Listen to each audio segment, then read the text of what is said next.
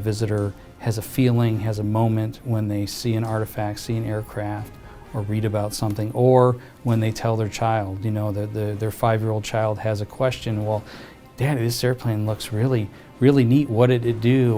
Or Mommy, you know, that airplane looks really fast, you know, and you have that moment where you see a young child get information, get excited, and who knows, maybe that child is going to be the engineer that has the next great breakthrough in aerospace.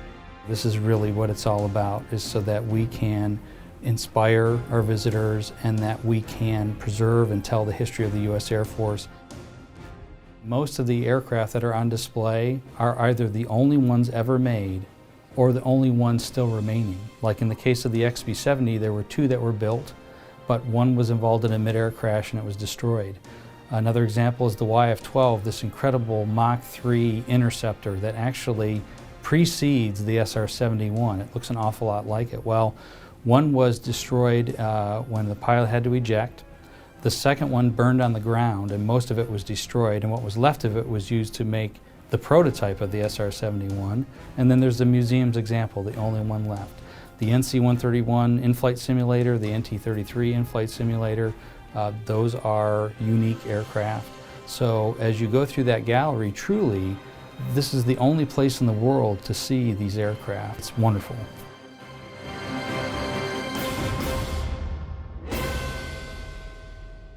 When visitors come into the Space Gallery, they can see more than 20 significant Air Force space vehicles, from representatives of all of the human spaceflight, all the human spaceflight programs, Mercury, Gemini, Apollo, some shuttle equipment, and also the gigantic Titan IV space launch vehicle, and a lot of stuff in between. There are a few X-planes in there that do double duties as research aircraft, but they contributed to the space program as well. The X-15, the fastest thing ever, is in there.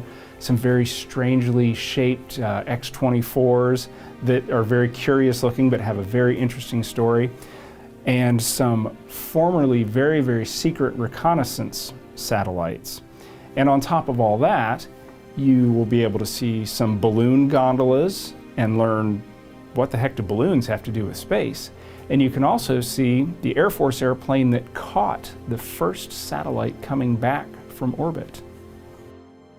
The Space Gallery is an important part of the Air Force overall story. And having this gallery and fitting it out with all these objects and exhibits and so on is part of our mission of preserving Air Force history, heritage, and culture, and material culture. That's what we do, that's our stock and trade, and if we can preserve these stories and objects for future generations to appreciate and learn from, mission accomplished. In the Presidential Gallery, the visitors will be able to experience probably one of the most highly visible and important missions that the Air Force has. They are going to be able to walk through the history of presidential and executive airlift in a mostly chronological fashion, starting with President Roosevelt's VC-54C Sacred Cow, all the way through the VC-137C or SAM-2 6000, which is President Kennedy's Air Force One. Since 1945, the Air Force has been responsible for the fast, reliable, and safe transportation of presidents and other high-ranking public officials and elected peoples. So being able to show that to the public is really something that's unique to our museum, and something we're looking forward to doing.